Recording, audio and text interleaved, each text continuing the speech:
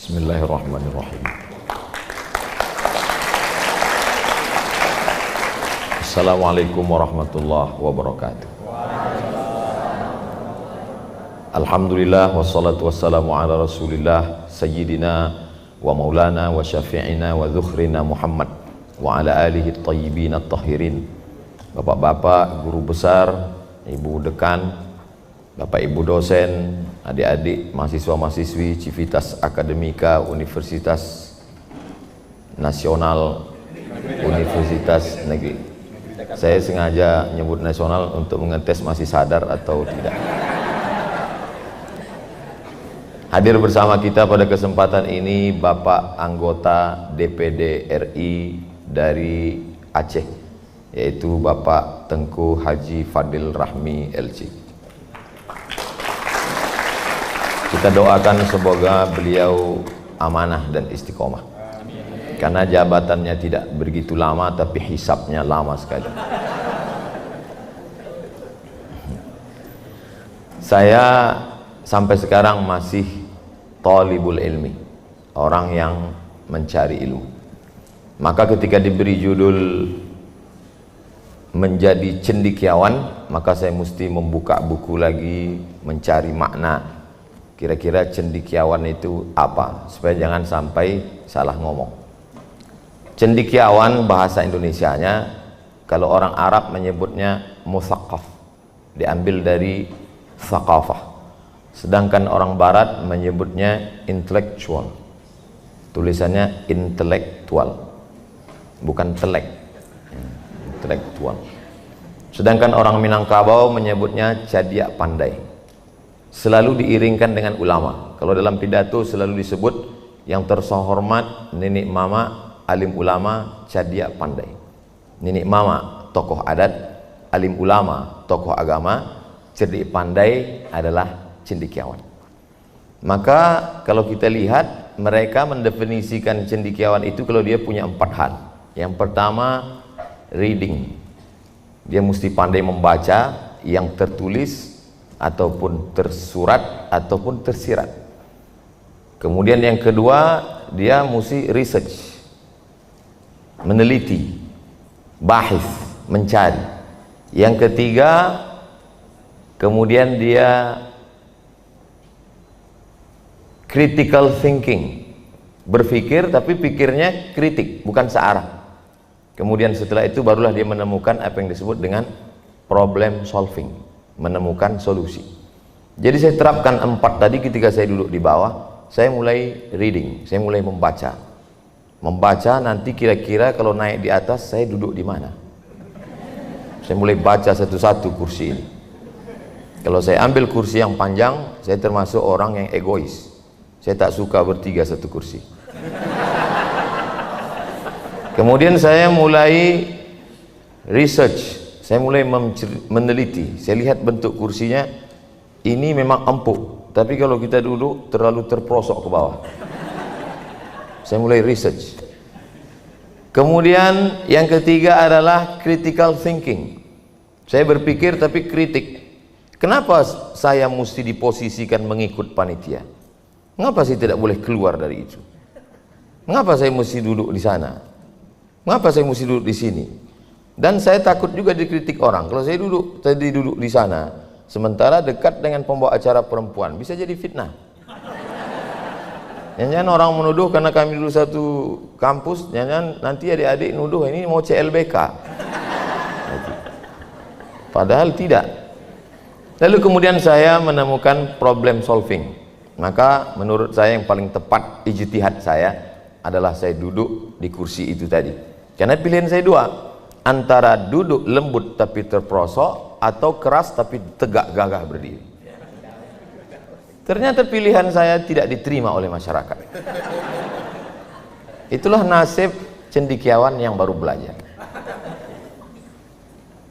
Kira-kira adik-adik paham? Sampai di sini paham? Saya niru gaya orang yang terkenal di internet biasa gitu. Artinya apa? Bahwa kita harus awal membaca.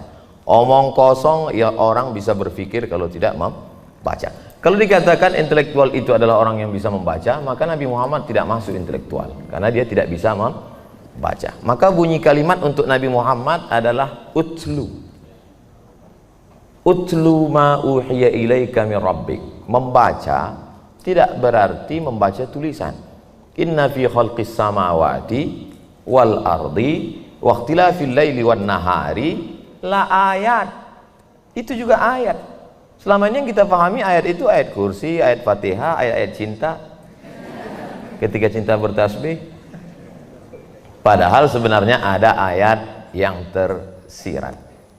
Melanjutkan penjelasan dari Dr. Andi Hadianto, walaupun beliau tidak minta dilanjutkan. Tapi yang namanya istilham itu kan boleh. Ada orang mengatakan bahwa Abu Hamid Al-Ghazali meninggal tahun 505, Masehinya 1111. Kata orang dia plagiat dari kitab Qud Al-Qulub Abu Talib Al-Makki. Padahal sebetulnya bukan plagiat, dia hanya istilham, mendapat ilham dari itu. Jadi jangan mudah menuduh. Itulah orang kalau tidak cendekiawan.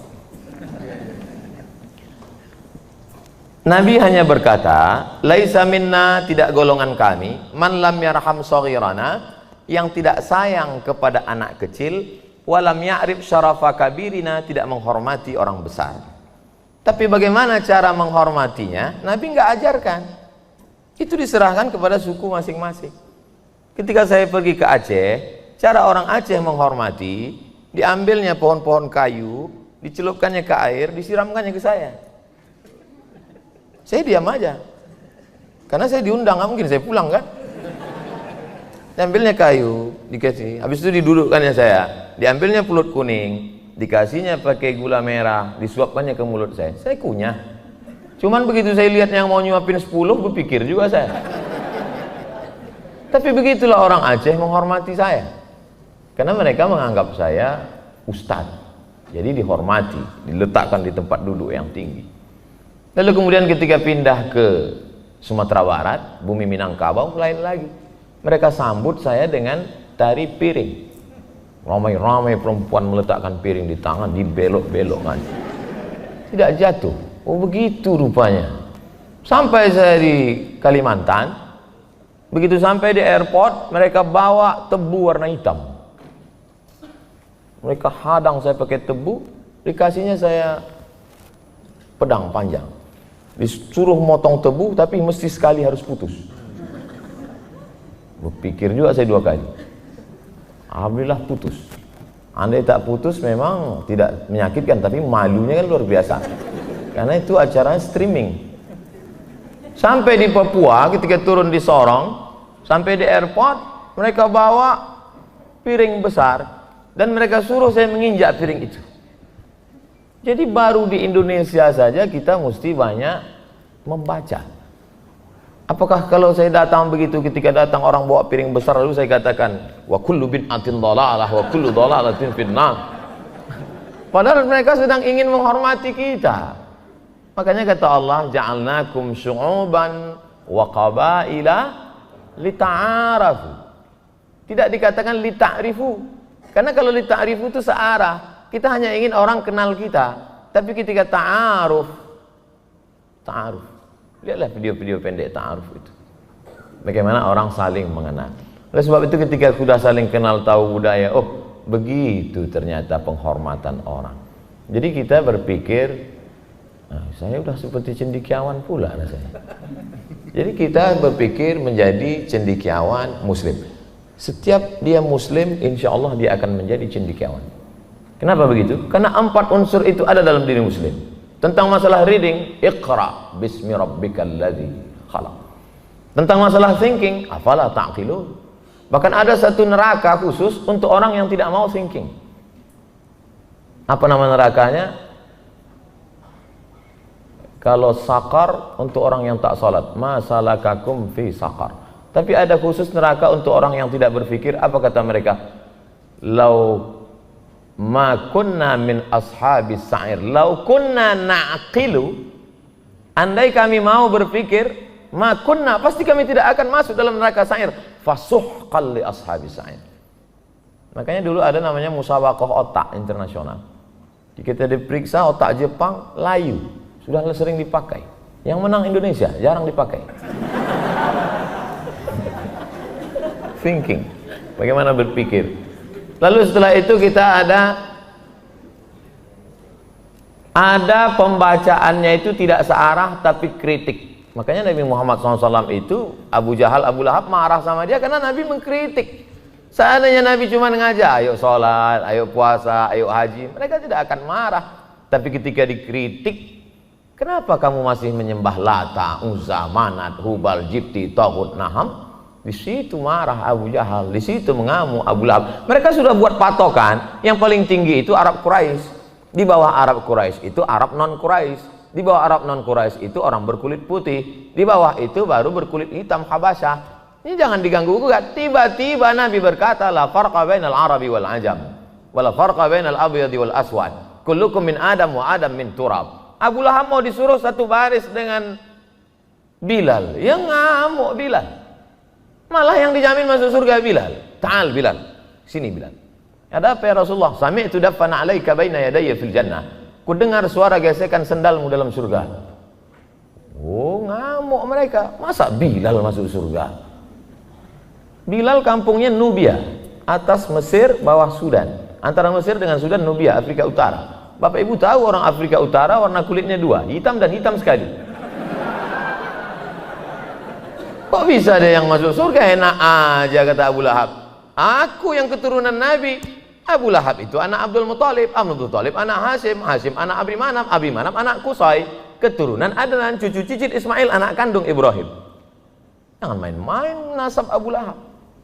Marah dia, egoisnya bangkit. Kenapa? Kritik. Jadi kalau ada orang yang marah dikritik, itu Abu Lahab. Tapi tidak sampai dikritik saja. Banyak juga sekarang orang sekedar kritik-kritik, tapi Nabi memberikan solusi, problem solving. Banyak sekarang orang seminar kritik-kritik, habis itu nggak jelas. Makanya ada yang mengatakan seminar itu kalau sering-sering bisa masuk neraka. Karena semi itu artinya setengah, nar neraka, seminar masuk neraka.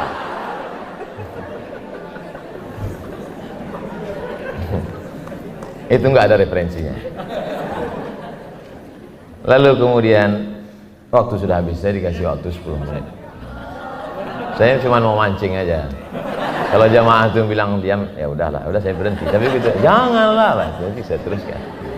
Saya suka memancing di air keruh. Sebetulnya saya bawa ketawa-ketawa ini supaya menghilangkan grogi itu aja. Kalau dipegang tangan saya dingin. Artinya apa? Kalau kita pergi ke masjid sekarang, jangan sekarang, habis acara ini. Sudah menjadi kelaziman di Indonesia, setiap masjid pasti ada kubah, betul. Bahkan hampir di setiap kepala arsitek itu kalau tidak ada kubah bukan masjid. Coba tunjukkan mana ayat Quran, mana hadis yang mengatakan kubah itu dari Islam. Enggak ada. Coba baca sejarah sirah Nabi SAW. Coba lihat replika Masjid Nabawi yang ada di Madinah. Atap Masjid Nabawi itu pelepah korma yang disusun-susun, nggak ada kubahnya. Kapan kubah itu muncul? Ketika Islam sampai di kota yang didirikan oleh Kaisar Bizanti. Bizanti membuat kota namanya Bizantium. Kemudian datang kaisar yang baru namanya Konstantin. Dia robah namanya Konstantinopel. Ketika Islam sampai ke Bizantium, maka mereka melihat ada satu bangunan yang begitu indah, batu disusun-susun, atasnya besar, bawahnya kecil. Sehingga kalau batu banyak ini disusun, dia tidak jatuh, melengkung. Akhirnya orang Islam melihat, loh ini bagus sekali bangunan melengkung. Gunanya apa? Karena kalau tiangnya melengkung, tidak ada tiang di tengah, maka shaf tidak putus. Diambil orang Islam. Makanya pintu masuk Paris itu melengkung. Betul Ustaz? Saya belum sampai. Artinya apa? Bahwa Islam tidak mengharamkan benda asing masuk, bukan ke rumahnya, ke masjid. Bayangkan itu. Tidak ada hadis menyebut Bilal azan di menara. Itu menara nggak ada. Dari mana datang menara? Ketika Islam sampai ke kota bernama Alexandria, 200 kilo dari Kairo, di tepi laut Mediterania. Di tepi laut itu ada mercusuar. Orang Arab menyebut mercusuar itu tempat api, manarah. Manarah tempat api. Lalu ketika orang Islam sampai ke sana, dia lihat, loh menara bagus ini, apinya dibuang, muazzinnya naik ke atas. Allahu Akbar, Allahu Akbar, suara lebih lantang. Tapi sekarang muazzin di bawah, mikrofon naik ke atas. Itu pun dipermasalahkan sekarang. Jamaah nanya, Ustadz, ya apa hukumnya muazzin? Habis itu imamnya pakai mikrofon itu. Saya bilang, apa masalahnya? Iya Ustadz, tapi mikrofon yang dipakai imam itu kabelnya nyangkut sampai ke atas dan ada tai merpati di atas.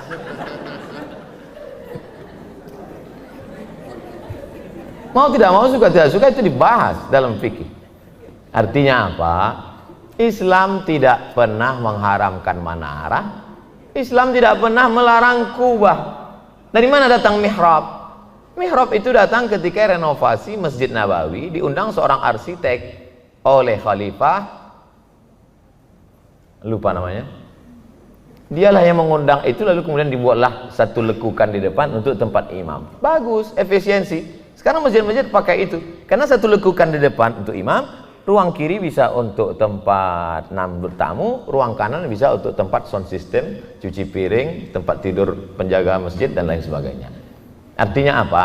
Bahwa Islam tidak melarang, tapi dalam kurung syarat dan ketentuan berlaku. Kalau sudah terkait dengan patung, terkait dengan ukiran-ukiran, ketika Islam datang mengharamkan bentuk makhluk bernyawa, maka lukisan-lukisan di masjid cantik, indah dengan bunga-bunga, dengan ornamen yang bagus sekali, kaligrafi mantap. Berapa banyak kita kalau datang ke masjid yang indah-indah, Islamic Center, cantik-cantik, besar, masuk ke dalam masjid berdecak kagum, semua seperti melihat kucing. Bagusnya Pak Ustadz, indahnya Pak Ustadz, cantiknya Masya Allah, Tabarakallah. Bisa baca? Enggak. Kenapa enggak dibuat terjemahnya di bawah? Dan tidak satu arah. Yang datang dari Kufah, ada namanya khat kufi, ada namanya khat sulus, ada khat diwani, ada diwani jali, ada namanya riq'i. Begitu banyak kreasi. Islam tidak membunuh darah seni. Ketika mata dihiasi, apa kata Allah? Laqad zayyana as-samaa'a ad-dunya bizinatinil kawakib. Ketika alam semesta dihiasi dengan perhiasan yang indah-indah, tapi telinga mau juga yang indah-indah. Karena telinga dengan mata sepasang. Inna sam'a wal basar. Mata sudah melihat keindahan, telinga juga perlu keindahan. Maka Islam tidak mengharamkan seni. Muncullah Bayati, Soba, Sika, Nahawan, Jaharka, Ras, Husaini. Islam tidak mengharamkan itu. Ada salah seorang kawan kami, sahabat kami yang dulu satu angkatan sama-sama ke Mesir 98, juara azan festival Istiqlal. Sampai di Mesir, azan dia. Allahu Akbar, Allahu Akbar. Mungkin dalam hati dia nanti pasti dipuji sama orang. Begitu selesai azan, datang pengurusnya. Bid'ah, wa kullu bid'atin dhalalah. Kebetulan dia masuk ke masjid yang pengurusnya suka membid'ahkan. Salah masuk dia. Saya termasuk orang yang nggak ngerti lagu-lagu ini, masuk nggak paham. Jadi karena nggak tahu bertanya.